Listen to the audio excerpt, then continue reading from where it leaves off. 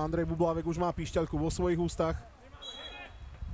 A v tomto momente ukončuje súboj Česka proti Bulharsku. Česi napokon víťazia 2-1. No a bol to zápas, v ktorom Bulhári mali zlomiť Čechov v prvom polčase. Áno, tam ich mali zlomiť, keď vyrovnali na 1-1, mali to zápas v rukách, boli lepší a aj ten nástup do druhého polčasu bol z ich strany. Jednoducho nepreniesli si to z toho prvého polčasu.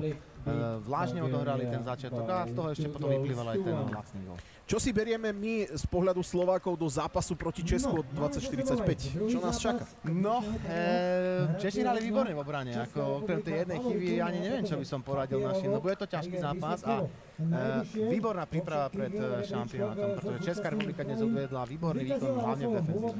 Stanko, ja ti ďakujem, že si tu s nami bol. Určite tu s nami budeš aj v ďalších zápasoch samozrejme sledovať výkony našej reprezentácie. Ďakujeme ti veľmi pekne. No a samozrejme všetkých divákov pozývame sledovať od 19:30 aj v ďalších zápasoch samozrejme sledovať výkony našej reprezentácie. Ďakujeme ti veľmi pekne.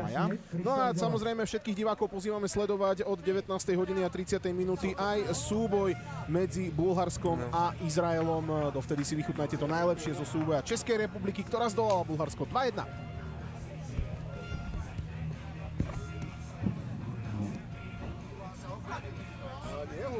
Trošku ti slniečko zasvietí, teplo. Nasleduje okamžitá prestávka, keďže hráči Bulharska budú hrať aj ten nasledujúci zápas o 19:30 proti Izraelu.